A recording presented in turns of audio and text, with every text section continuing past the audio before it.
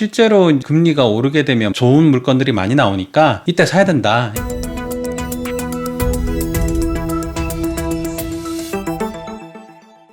밥소장의 부동산, 오늘의 할 이야기는 고금리 시대의 부동산 투자입니다. 지난 시간까지 해서 부동산의 매매, 월세, 그리고 전세 이렇게 내용들을 살펴봤는데, 실제로 금리가 오르게 되면 부동산에게는 호재라기보다는 악재에 가깝다는 얘기들을 많이 해요. 어떤 사람들은 부동산 투자보다는 안전한 예금, 적금, 금리가 올라가니까 그런 걸로 투자를 해라, 이런 사람들도 있고, 아니다, 이때 좀 더 좋은 물건들이 많이 나오니까 이때 사야 된다, 이런 얘기들을 많이 하시는 것 같아요. 이 부분에 대해서 우리가 같이 한번 생각해보면서 짚어보도록 하시죠. 내용은 그겁니다. 금매가 나오니까 금매를 노려라. 아니다, 더 내려갈 것이다. 내년까지는 관망해라. 뭐 그거에 대해서 조금 더 세부적으로 한번 살펴보도록 하시죠. 지금이 투자 적기라는 생각과, 그리고 아직 매매는 이르다라는 생각으로 둘로 나눠서 의견들을 한번 취합해보면요, 첫 번째 같은 경우는 아무래도 투자 적기다라고 말하는 분들 입장에서는 이때까지 정부의 그 정책상에서는 자꾸자꾸 부동산 투기가 많아지는 것 같으니까 여러 가지 규제를 해왔었죠. 근데 그 규제들을 조금씩 풀어주고 있습니다. 대표적인 걸로는 LTV, 이제 주택담보대출 비율 자체를 되게 낮게 잡거나 아예 안 주겠다, 이런 얘기까지 했다가, 지금 같은 경우는 생애 첫 주택 구매 같은 경우는 80%까지 해주겠다. 이거면은 뭐 획기적이죠. 예를 들어서 5억짜리 집을 사겠다라고 하면은 4억까지 대출해 주겠다는 얘기입니다. 1억만 있으면 집을 사서 들어갈 수 있으니까 좋은 것 같기도 하고, 지금 대출이 잘 되니까 난 지금 집을 사겠어 라는 뜻을 좀 내비치는 경우가 있죠. 그리고 또 금리가 너무 비싼데 이거 어떻게 라고 하면, 어떤 조건에 따라서는 안심전환대출을 좀 살펴볼 수도 있을 것 같아요. 이 안심전환대출은 다음번 시간에 조금 더 자세하게 한번 알아보도록 하는데, 이거 같은 경우는 변동금리처럼 지금 같은 시기에는 금리가 많이 오르니까 이거 변동금리 하지 말고 나 고정금리로 바꿔주세요 해가지고 3.7%에서 4%대 금리로 딱 정해서 쓸 수 있다고 해요. 지금 사실 기준금리 자체가 3%인데 3.7%나 4%대 같은 경우는 완전히 혜자스러운 이자가 아닐 수 없죠. 그래서 안심전환 대출을 할 수도 있다. 그리고 또 지금 보시면은 금매들이 엄청 많아졌어요. 물론 영끌하거나 갭 투자하셨던 분들 같은 경우에는 지금 촉이 많이 쓰리죠. 그래서 이제 갖고 있던 매물들을 좀 내놓기도 하고, 또 정부가 정책 중에서 다주택자의 양도세 중과를 한시적으로 유예를 해준다고 했잖아요. 그렇기 때문에 다주택자들 입장에서는 내년까지는 팔아야 이거에 대한 이제 양도세가 한시적으로 유예가 되니까 뭐 지금 빨리 팔자라는 생각이, 지금 또 금리 인상과 맞불려 가지고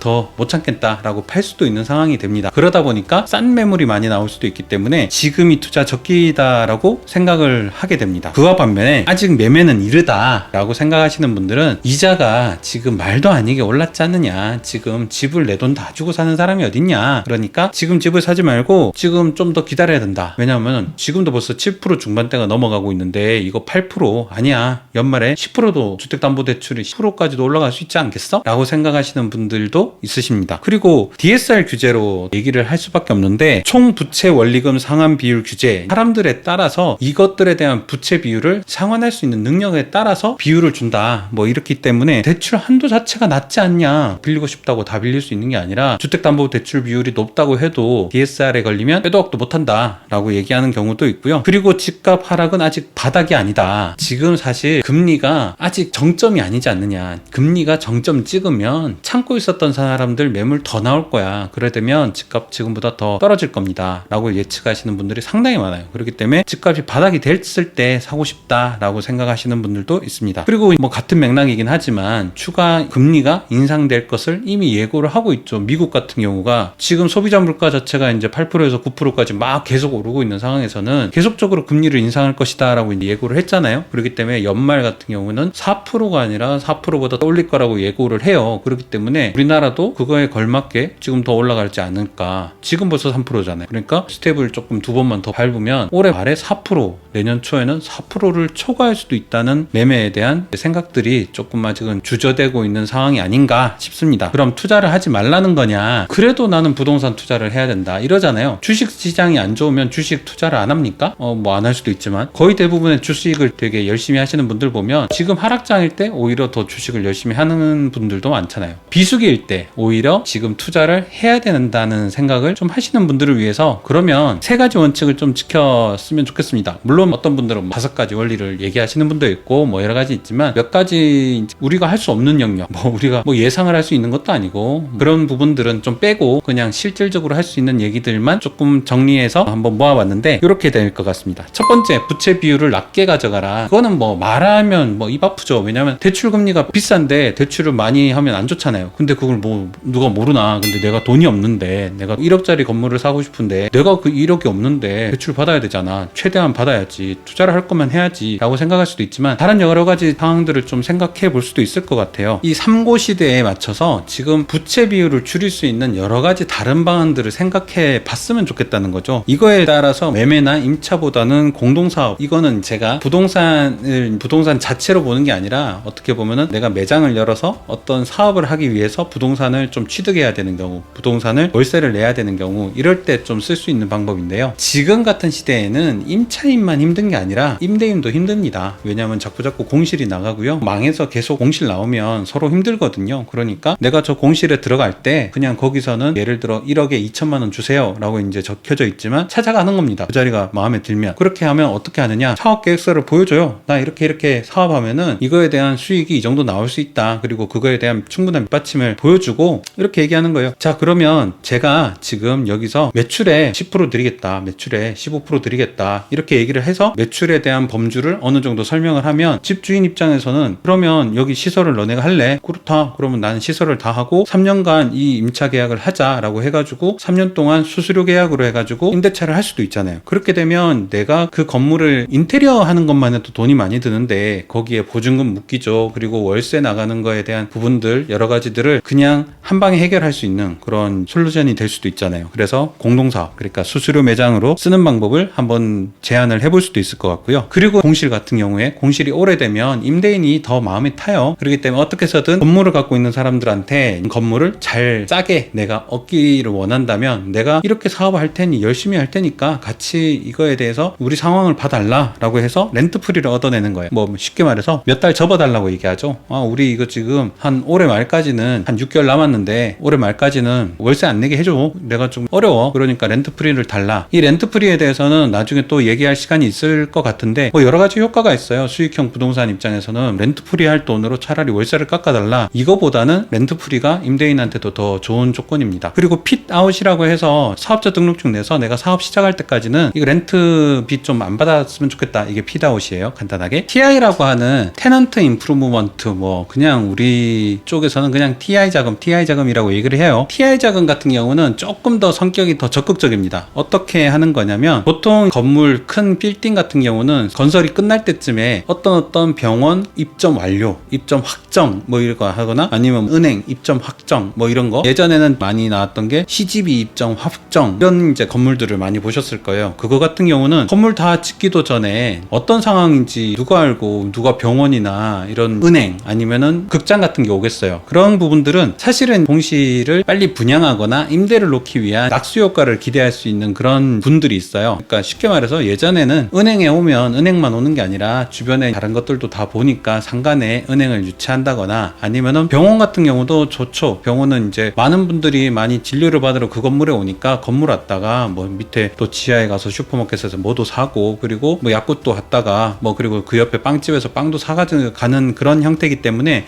병원 같은 경우도 TI 자금을 많이 줬고요. CGV 같은 경우는 예전에는 그런데도 TI나 그런 형태를 많이 제공을 해줬었어요. 근데 지금 또 시대가 많이 변하고 있어요. 이 TI 자금에 대해서 좀 썰을 많이 풀어야 되기 때문에 이 정도, 어쨌든 그렇게 해서 이제 내가 투자하는 게 아니라 임대인들의 상황까지도 같이 생각해서 나하고 같이 좀 이 어려운 시간에 같이 극복해 나갑시다 라고 생각하는 것들을 좀 잘 활용하면 부채 비율을 낮게 가져갈 수 있을 거라고 생각합니다. 자, 그리고 환경 분석으로 가치 투자에 집중하라, 뭐 이거 약간 뭐 주식시장에서도 나온다는 얘기를 하는 것 같은데, 안전자산이라고 얘기를 뭐 하나, 뭐 그렇게 안전마진이라고 얘기하죠. 자, 이렇게 환경 분석을 통해서 가치 투자를 하라는 거는 뭐냐면 이 적정 가격을, 시장 가격이 아니라 적정 가격을 알아내라는 거예요. 시장에서 호가가 있지만 실제로는 이 가치가 어느 정도 이하는 절대 떨어지지 않을 것이다 라는 예측을 할 수 있다면 그 부분에 대해서 내가 적정 가격보다 싸게만 사면 이거는 무조건 이득인 거. 쉽게 말해서 뭐 1,000원짜리 제품을 한 500원에 사게 되면 무조건 이득인 거잖아요. 근데 이 1,000원짜리가 500원 밑으로 내려갈 거를 500원에 사면은 위험하지만 이건 무조건 1,000원 이상은 무조건 해 라는 그런 구매를 하자라는 거죠. 싸게 사라는 얘기예요. 싸게 사라. 근데 이제 싸게 사는 것도 하자가 여러 가지 있다면 그것들을 극복할 만한 그런 물건들을 사라는 얘기죠. 뭐 여기 보시면 급매물, 경매, 공매, 부실채권. 부실채권은 조금 설명을 드리자면 이런 거예요.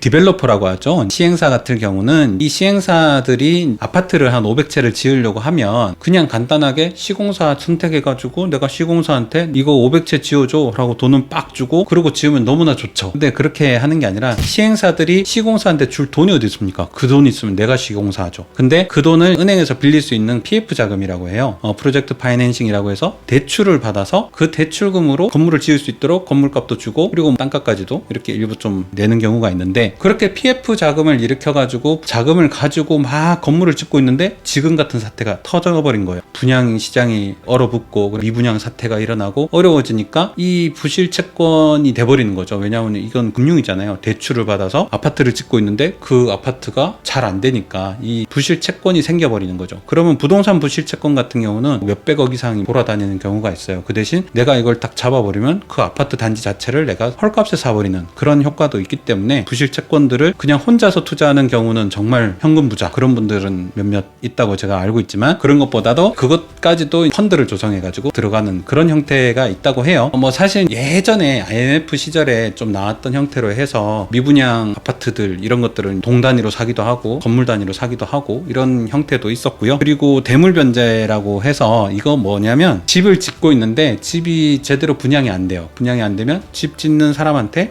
이거 나 물건으로 줄게. 그러면은 물건이 건설업자 입장에서는 이 물건이 필요 없을 수 있잖아요. 빌라를 8채를 짓는데 돈을 못 주고 있는 거예요. 그러니까 너 빌라 2채 줄게 라고 해서 2채를 줘요. 근데 이 2채 자기가 받아서 뭐 하겠어요. 그러니까 대물변제 받은 물건을 건설업자는 좀 싸게 팔겠죠. 그런 것들을 대물변제한 거를 사는 방법. 뭐 그 외에도 이제 유치권에 들어간 것들을 유치권 깨고 유치권자한테 잘 협상해서 사는 방법 이런 경매적인 그런 역할들도 있는데 어쨌든 싸게 사는 방법들을 조금 더 배워서 그걸 좀 이제 해보는 방법이 좋지 않을까라고 생각을 해봅니다. 자, 세 번째는 원석을 가공하라라는 뜻인데 이게 약간 디벨로퍼들의 영역이라고 저는 보기는 해요. 왜냐하면 부동산 공법도 잘 아시는 게 좋고 실제로 그 관청에 들어가가지고 여러 가지 부분들을 확인해가지고 깰 수 있는 형태 그런 것들을 좀 찾아봐야 되기 때문에 이건 조금 디벨로퍼적인 그런 마인드가 좀 필요하다. 뭐 가장 쉽게 말해서는 뭐 리모델링 하는 것도 좋죠. 되게 오래된 옛날 아파트 사가지고 안에 이제 말끔하게 꾸며서 하는 것만 리모델링은 아니고요. 뭐 실제로 증축을 하거나 개축을 하거나 하는 그러한 부분들도 조금 리모델링으로 속해서 가치들을 조금 더 올라가게 만든다거나 그렇게 하는 것들을 가치를 좀 더 높일 수 있는 방법. 아까 설명한 건 싸게 사는 방법, 지금은 가치를 높이는 방법. 조금은 다르죠. 그리고 토지 같은 경우는 형질 변경을 할 수 있는 그런 능력들이 좀 있으면 되게 좋아요. 그러니까 길가에 있는 땅들이 그냥 어떻게 보면은 활용 못하는 땅인데 그 땅들을 잘 파고 들어가지고 이거를 대지로 바꾼다거나 아니면 여러 가지 형태로 해서 개발 가능한 땅으로 바꿔버리는 그런 형질 변경을 할 수 있다면 그것도 또한 가치를 높이는 그러한 형태가 되는. 그리고 이제 하자 있는 물건들도 있습니다. 법적인 하자도 하자겠지만 예를 들어서 맹지 같은 거 있죠. 땅에 출입구가 없어서 개발을 못해요. 이거 하자 있거든요. 근데 이거를 땅을 앞쪽 땅까지를 잘 사가지고 어떻게 잘 풀어가지고 뒤에 있는 땅이 몇만 평 되는데 이거를 전부 다를 맹지가 아닌 이제 도로가 개통된 땅으로 산다거나 뭐 이러한 부분들도 요즘 경매하시는 분들 보니까 기술들이 대단해요. 그래서 이렇게 이제 좀 깨가지고 원석을 가공하는 방법도 있을 수 있습니다. 자, 이렇게 고금리